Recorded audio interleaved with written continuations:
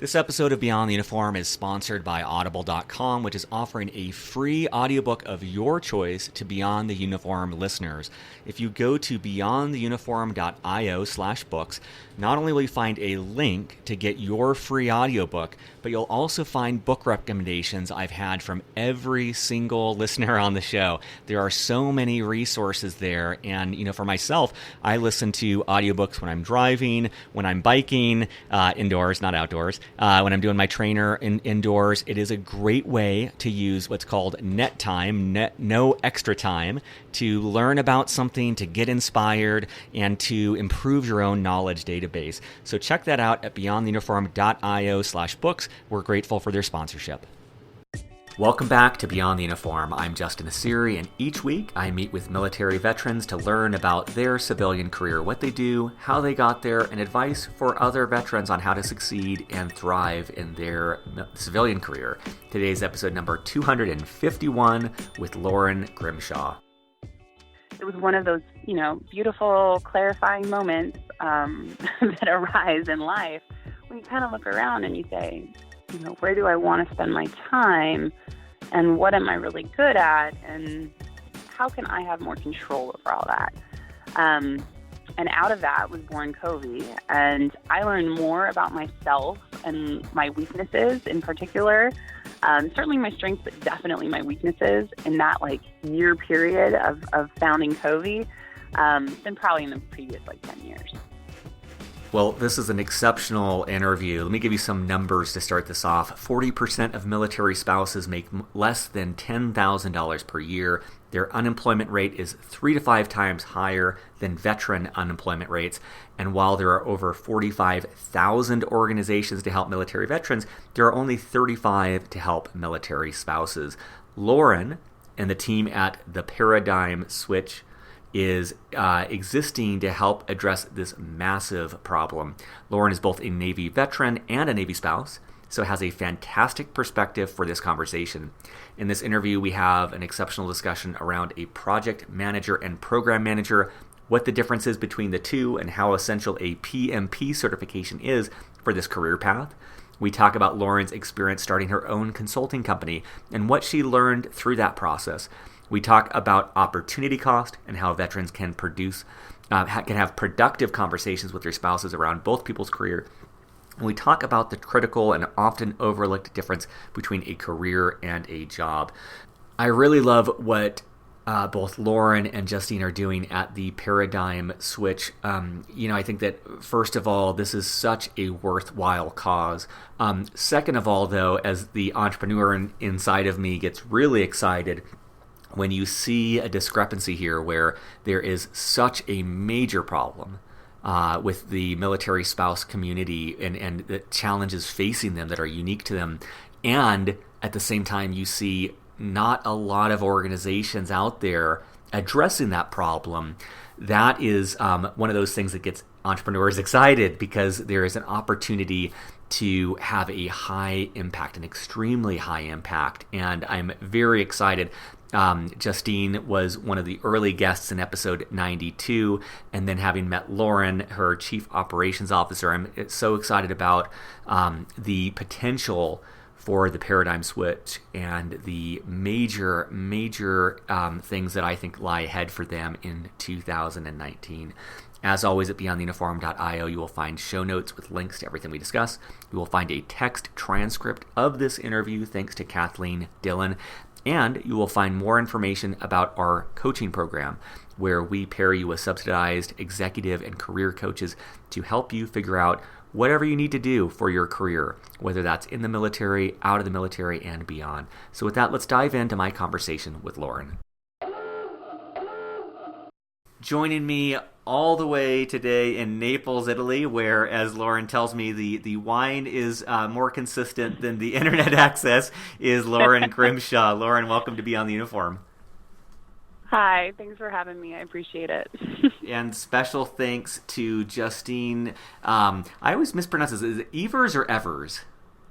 Evers. Evers. Okay, special thanks to Justine Yeah. Evirs, who herself was a guest on episode 92. Since she recorded her own episode, she went on to found the company that we're going to be talking about today. But let me give you some background on Lauren. She is the Chief Operating Officer at the Paradigm Switch, which is an organization committed to unleashing the potential of military spouses by leveraging the power of technology and in-demand skills that resonate in our technology-driven economy. Here's a stat that's pretty crazy. There are over 45,000 organizations serving veterans and transitioning service members, and fewer than 35 that are serving spouses. Yet military spouse unemployment is 3 to 5 times higher than veteran unemployment. So it's a very, very big problem that's not getting as much attention as it deserves. Lauren started out at the University of Virginia. She served as a surface warfare officer for over 4 years, with time on the USS Anzio and the USS Mommsen. She herself is also a Navy spouse and holds an MBA from the Rochester Institute of Technology. And so, Lauren, maybe to start things off, anything to correct or amend in that intro? Gosh, no, that was a lot of information. so I think you covered it all, but yeah.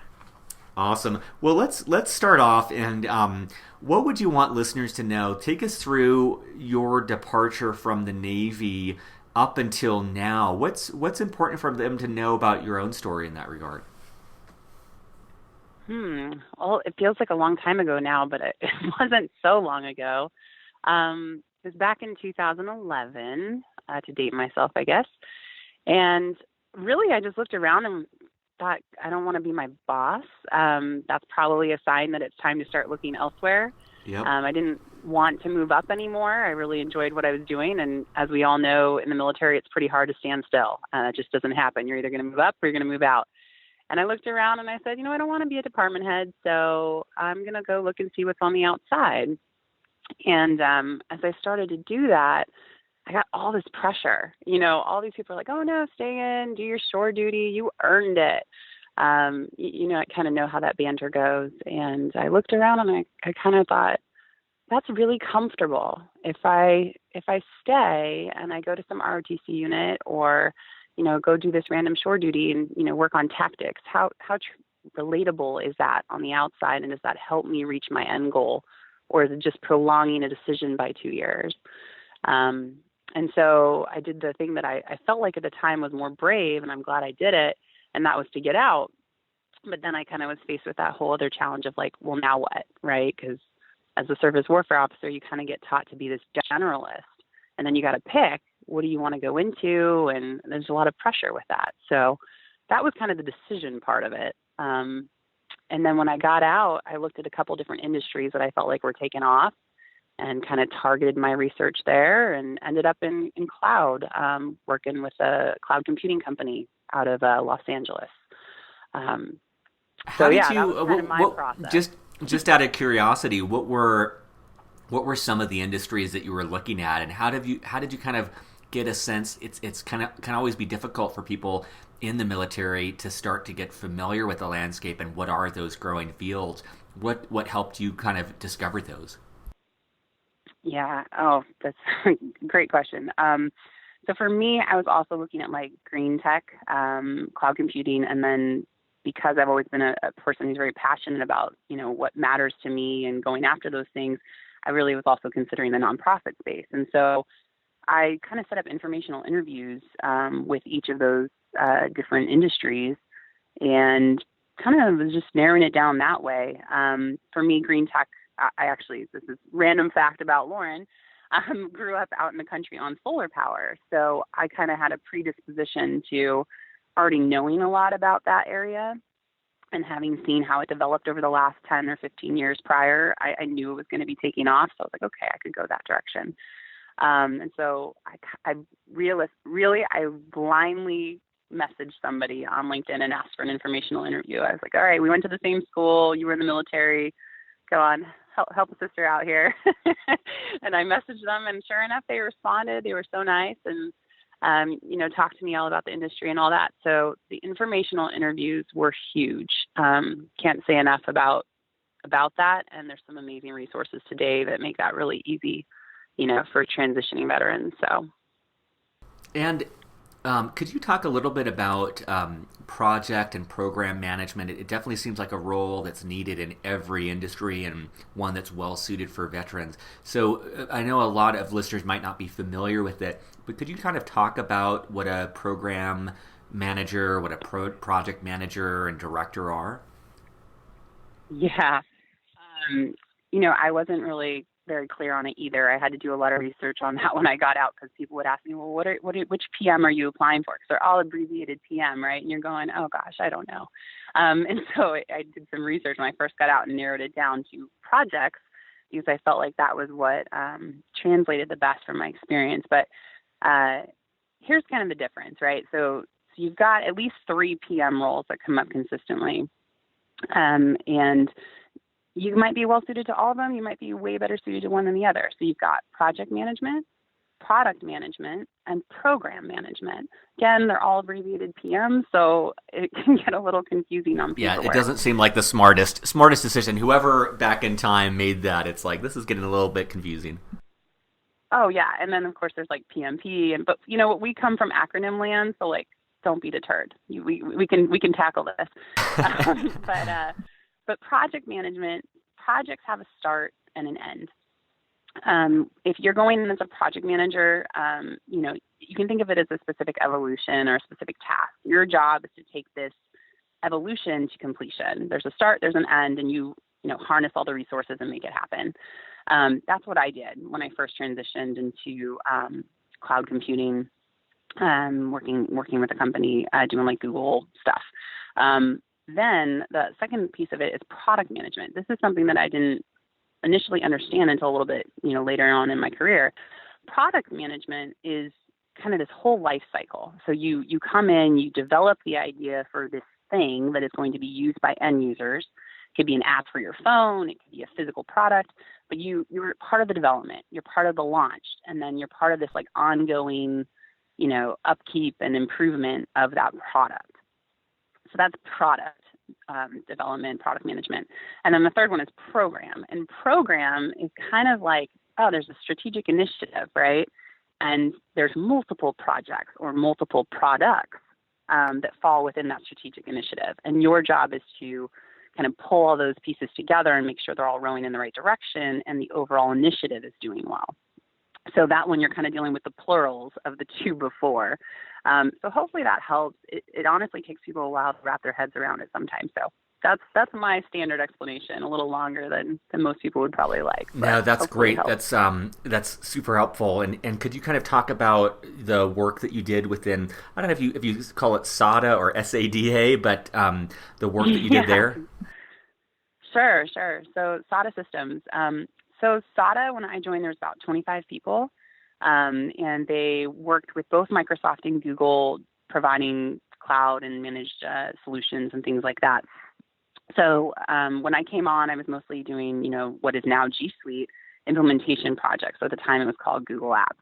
And so that's like taking people off of Microsoft or companies off of Microsoft and moving them onto, Google. So great place to get started. Had to wrap my head around all kinds of new tech that I hadn't studied before and all that kind of stuff, but it was great. Really good place to kind of get your foot in the door. And then as we continued to grow, we kept launching newer and newer sections of our organization. So like Google Search and Google Maps and all these different tools that were becoming available from Google for companies to leverage, we launched those with them because we were a top Google partner. So as we would do that, I would then have, the ability to go learn a new area and lead those teams. And then so over time, I got exposure to all kinds of different products and different styles, right? Like the kinds of projects you do for one are different than the ones for others. And then we got into product development. So it was a really great opportunity for me to kind of move through that. So again, kind of started with project management and then moved into kind of more of a program once we had kind of gone into multiple areas. And then eventually we started doing actual application development and all that kind of stuff. And then I got more into the product management side of it. And if someone listening maybe gets excited about project management and the different components you described, do you think that a PMP is critical for that career path? Yes, If you want to do project management, you're going to have to suck it up and go get your PMP. You know, I would say never judge a book by its cover. Like, it's not like, oh, that person doesn't have PMP, they must not be good. Absolutely not, right? You got it both ways. However, if you don't have your PMP, you are holding back yourself and your organization from being able to compete on a lot of bids. So the biggest reason I got my PMP as soon as possible was because my company literally needed me to have it in order to go after certain bids for government clients and things like that, or large corporations, Fortune 500. So it just is opening doors. So I would absolutely recommend getting it as quickly as possible. And I want to get into the work that you're doing with the paradigm shift, but I also want to just touch on you started your own company. I'm not sure if it's Covey or Covey Consulting. Covey Consulting. Yep. Could you talk about just kind of the work that you've done there and what that was like starting your own company? Yes. So I had worked with SADA for about 5 years, and I was like, okay, I'm ready to do something else, ready to switch gears here. And as I started to do that transition, we actually had a family emergency come up, and everything's fine now. It's all in the past, but it was one of those, beautiful, clarifying moments that arise in life when you kind of look around and you say, where do I want to spend my time, and what am I really good at, and how can I have more control over all that?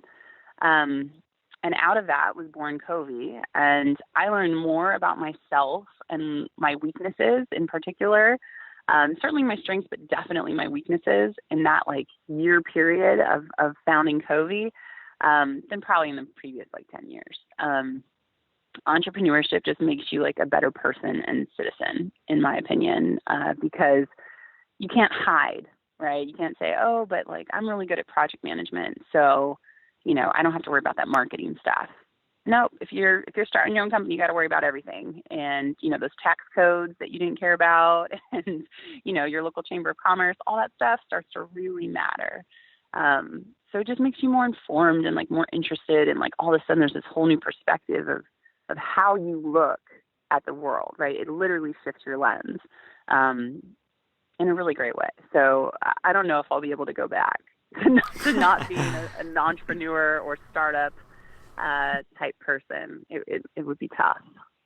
I think that's such a great description, and I think in my own path with entrepreneurship, I think that I first of all gained a tremendous amount more empathy for the captains that I served under when I was on submarines, because you realize that until you're in that spot where you are responsible for everything, it's hard to really comprehend the stress that comes with, and just the nonstop decision-making process, and also the unbelievable amount of ambiguity in everything you do. And so I love what you said about the I've thought about that component too that you talked about, which is if you're looking for personal growth and self-exploration and self-knowledge, that is a major benefit on entrepreneurship. You learn so much about yourself because you have to do so much in such a wide array, and the buck really does stop with you. So that's a lot of accountability there that goes with it.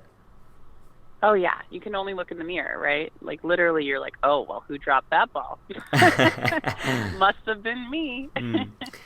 And no, it's such a growth opportunity. I couldn't agree more. And so in addition to founding and running your own consulting company, you have this new chapter as well with the paradigm switch. How did that come about? How did that opportunity emerge? Oh, geez. The Justine Evirs. The one, the only. The legend. The legend lives. So Justine and I go, pretty far back, but our husbands go way back. So she and I know each other through them. And, we have these totally opposite trajectories. I mean, could not be more different. You can pick any part of our path. And if Justine was doing one thing, I would have been doing the complete opposite.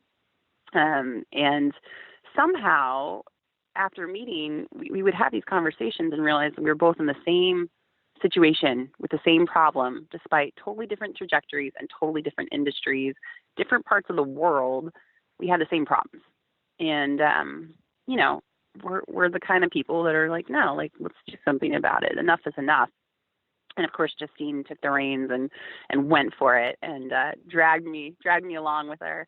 I was supposed to just be a member of the board, and I couldn't stop myself. And so, lo and behold, I became her COO, despite moving to Italy in the middle of it and like having a kid.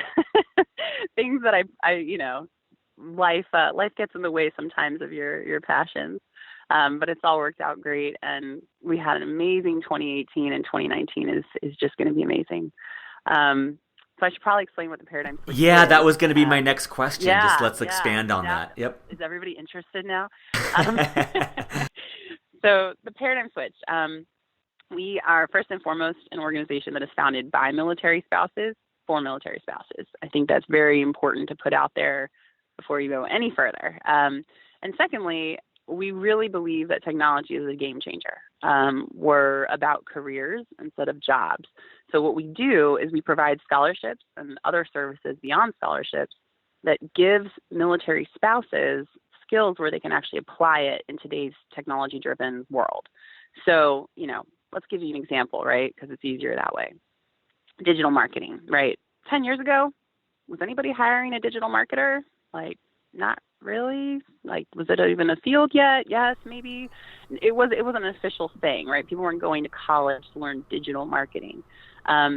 Nowadays, pretty much every company needs a digital marketer. And military spouses are a fantastic, you know, fit for that. It can help you whether you're an entrepreneur. It can help you, you know, if you want to work with a company locally. It can help you if you want to work with a company across the world. Digital marketing is an extremely versatile skill set that's an extremely high demand, and there's no reason why military spouses shouldn't be grabbing that and going for it. You mentioned some of the statistics when we first got started, but, you know, there's been recent research that's been released by a couple of organizations, and military spouses, underemployment and unemployment are really, really big problems. And in particular, underemployment is a really big issue. When I say underemployment, I mean, you know, you were trained as a lawyer, but guess what? You're actually not able to work as a lawyer in this state because there's a restriction on it. So right now, you know, you're working in childcare, or, you know, working for one of the organizations on base, or volunteering at base legal, just to keep your qualifications current. In general, there is a very, very large issue with the military spouse population on that, on underemployment. And so, you know, with about 40% of employed spouses making less than $10,000 a year, that puts a real crunch on families. You know, most families today are dual income. So, you know, the military is not an exception, not an exception to that. Most families would rather have two incomes if they can. And while there's certainly people who don't want to pursue, you know, a career, more power to them, our goal is really to make sure that if you want to go after your career, you can do so unapologetically. You can do that and support the military and want your military lifestyle. It doesn't have to be one or the other. So, off my soapbox, but that's what we do and what we're going after. So let me know if you have any questions. Yeah, this is exceptional, and I'm wondering, you know, if someone listening, actually, Steve Bain, who helps in everything with Beyond the Uniform, helps me put together questions for the interviews. And one of the ones he has that I really like is maybe just to start, if someone listening, most of our listeners, I imagine, are on active duty, or have recently transitioned. If someone's on active duty, what can they do to support their spouse? Because this is not a small problem that we're talking about here. Oh no, it's it's a huge problem. Well, I would say the first thing is to really understand and look at it through a perspective of two things. If a service member can look at it and understand, first and foremost, that there's an opportunity cost component to what's happening in their spouse's life. I'll talk more about that in a second. And then the second part of it is really that careers versus jobs distinction. If you can get those two parts to kind of click or be a part of a conversation between you and your spouse, you're already on the right track. So let me explain what I mean by those, because they're kind of tricky. So the first one, there's an opportunity cost. So let's say that right now somebody has finished up their degree and they've got 2 kids at home. And so the childcare cost is like a break even with if that person were to go get a particular job. In most situations, with most people I've talked to, they're like, well, it's a break even, so I'll just wait till the kids are older. If that's what you want to do, great. But there's a cost to that, right, from an opportunity perspective. Because then 4 years later, when you start, you're starting at the bottom where you could have started 4 years before. So it basically moves your trajectory to the right, if that makes sense. So I think understanding that, like, hey, yeah, it is a break even, but not if you look at it through the perspective of, 3 years from now, they will have gained all this experience, which can allow them to get to that next level. There's a big difference there. So understanding that opportunity cost component is really, really important for the sake of the conversation. Because if you're just talking about right now, you're going to miss all that stuff that's coming in the future, including service members, your retirement, or your decision to transition out. At some point, you may want to be the one who's, staying at home with the kids or not the primary breadwinner. And if you want that opportunity, you're going to want to have a spouse who can help you out with that. And, good. Yeah, go ahead. No, go ahead. I cut you off. Just the second one. So the second one is really careers versus jobs. A lot of times people are like, oh, there's plenty of jobs for military spouses. I so agree. There are tons of jobs for military spouses. But if that job does not connect with the previous jobs and the future jobs to make a career path, then it's just a job. And it doesn't actually get you moving up or towards something that's satisfying. So making sure that a service member understands those two components of the conversation will set them up for success. I love that distinction. I think it's often overlooked is it's not just a job, and some people do just want a job. There's nothing wrong with that. But for many people, there is a very big difference between a job and a career, and having that career trajectory and career path. And I love that distinction that you call out. If someone listening wants to get involved with the paradigm shift, let's just say they want to, they're a spouse or they're a veteran or they're on active duty and they'd like to get involved, how can they do that? And then also, if someone is just fired up about the work that you and Justine are doing, how can they support you in growing and furthering that mission? Oh, well, lots of great questions there. So the first thing is our website, right? So the paradigmswitch.org is a great place to go. From there, you can join our global movement of military spouses. We launched it in May and we have almost 1,000 right now. And last year we piloted 15 spouses through the program. And this year our scholarships will be closer towards 200 or more. So definitely get in there. Please get in there because there's going to be a whole bunch of new announcements coming and new scholarships. So now is the time to hop in there. The second thing is, how to get involved or support. You can reach out to us. Our email address, all our contact info is on there. And then with regards to like funding or introducing us to corporate sponsors or things like that, again, you can reach out to myself, you can reach out to Justine or any member of our executive team. All of our information is on our website. And let us know that you're there and you're interested in helping. We are clearly accepting donations, and we are going big in 2019. It's going to be very, very exciting. And apologies, I think I said the paradigm shift instead of the paradigm switch. Apologies on that mix-up. But what is in store for 2019? Can you share anything about where you're headed and what's in the year ahead? Heck yeah. All of our goals are on our website, so we are sharing them openly and aggressively going after them. So this year we are going after 200 scholarships, the following year 300, and then ultimately 1,000 is our 3-year goal. And just over the next year, we're looking to up our membership from about 1,000 people to closer to 5,000. So very, very big goals. And like I said, it's a lot more than scholarships. So while I'm talking about the scholarships, because that's near and dear to our hearts, we really believe that people have to have the actual skills to be competitive, to get the careers they want and not just that job fit. Like I said, there's a lot of different services. So I'm excited for people to get in there and meet some of our strategic partners we're going to be introducing this year. That's awesome.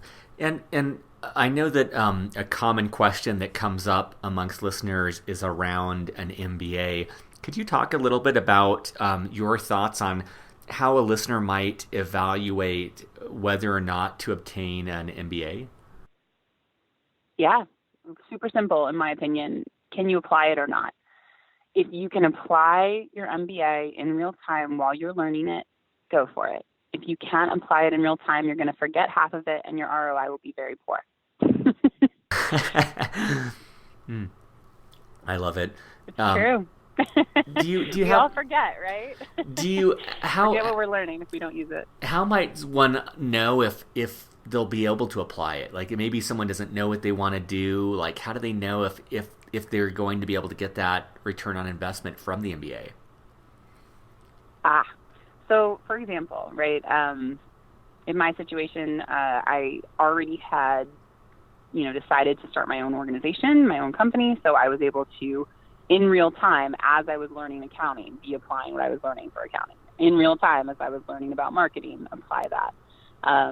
Similarly, when I switched over, even when I wasn't necessarily doing all that for my own company, but doing it for the Paradigm Switch, all the strategy stuff I was learning about looking at your competitors and, positioning and all of that could be applied in real time to the organization that I was in. And I had the access and responsibility within the organization to be able to make an impact based on what I was learning.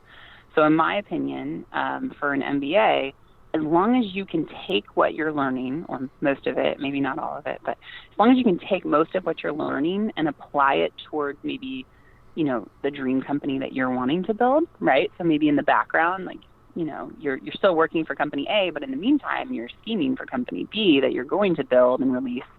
Great. Like, do that by all means. But if you're kind of in a position where you are, like, oh, I should probably get an MBA. It'd look good on my resume. Don't waste the money on it. It's not just, a resume thing. And the people that I've seen go through the program successfully are the ones that are, able to use it in real time and really internalize what they're learning instead of just, doing the coursework and, hoping that they get a promotion, based upon X, Y, or Z. So that's my rule for it. Get a good ROI by applying it and learning it. I love it. Well, I always like to leave the last question more open-ended, which is, we've talked a lot about the paradigm shift and the unique perspective that you have there. We talked about PMP. We talked about starting your own consulting company and opportunity costs. We've covered a lot of ground, but I'm sure there's things I didn't ask about that would benefit listeners. So is there anything we haven't covered that you want to make sure listeners know before we wrap up? Let's see. I would say one final thing is just the spouse experience. It's a really big difference. So if you're a service member out there and you're like, oh, I understand what my spouse goes through, you don't. You don't understand. It's totally different. Being a veteran and having seen both sides of service, it is so different. And so just take that with a grain of salt. Know that a lot of times the spouse gets seen as a little bit expendable in terms of their time. Of course, not the spouse themselves, but their time can sometimes be viewed as expendable by the military or by the unit. And don't take that for granted.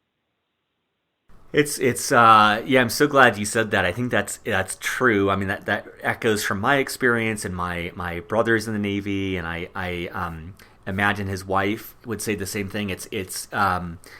I at least when I was in, I do think there's that tendency to undervalue their time, their perspective, their contribution, their career, their aspirations, all of those things. And I think that's such a great reminder to listeners to make sure that they're appreciating that and not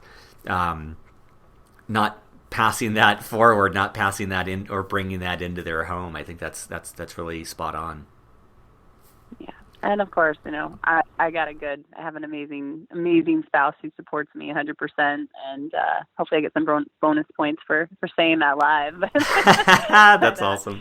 In any event, talk with your spouse about it, make sure they understand and all that kind of stuff. So.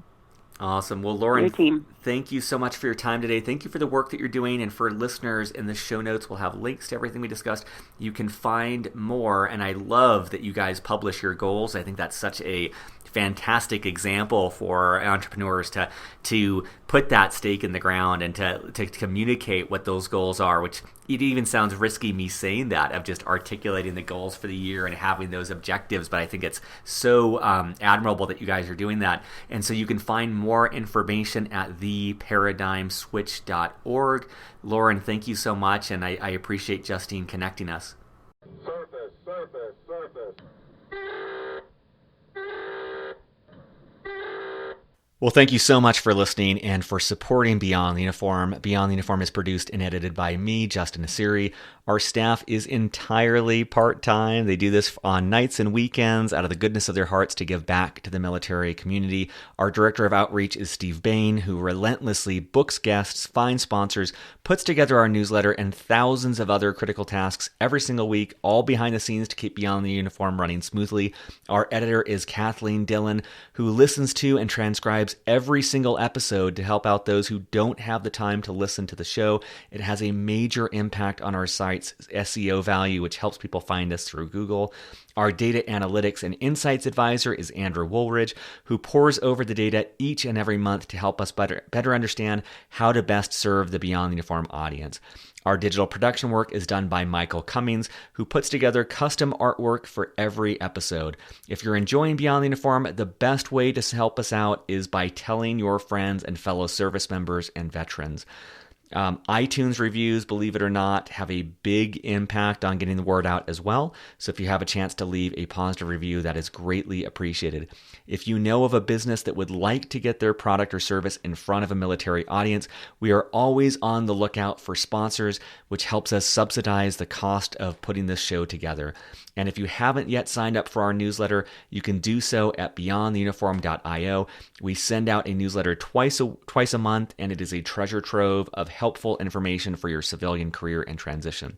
And be sure to check out our coaching program, where you can be connected with a subsidized, professional, certified executive and career coach to help you in your career decision making.